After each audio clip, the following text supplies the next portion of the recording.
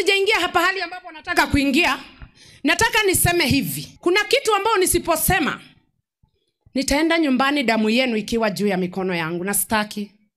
Watoto kuja madhabahuni. Watoto kuja madhabahuni ni laana ambayo haina kifani. Hiyo ni laana zaidi ya ukoma. Wakati unaona mtoto wako ulimnunulia tu viatu tu smart tu pesa mingi, anakuja hapa, alafu sasa unaanza enda mchukue, enda mlete. Hutaki kuja, lakini ulihakikisha kabisa amefanya nini? Akifika ulikuwa unaona, lakini you had to make sure amefika ndio watu wote waone una mtoto handsome. Waone you have a beautiful daughter. Na waone unajua kuparent kwa sababu umemnunulia nguo nyingi. Hiyo haitusaidii.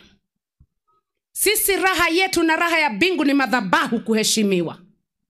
Unapomwona mtoto wako hapa akipita pita, ujue tayari laana inagonga kwa nyumba yako. Na huyo mtoto hatakuwa tofauti na watoto wa Eli.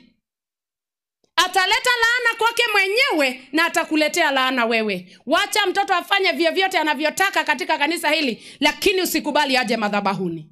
Kabla hajafika, kimbia umchukue, muondolee hatari. Usikuje kutuonyesha jinsi unavyo mtoto mzuri hapa kwa ajili ya kumleta madhabahuni. Hii si entertainment platform. Hii si ya kuonyesha vile ile inaitangwa aje ya Miss Kisi na Mr. Kisi hapa.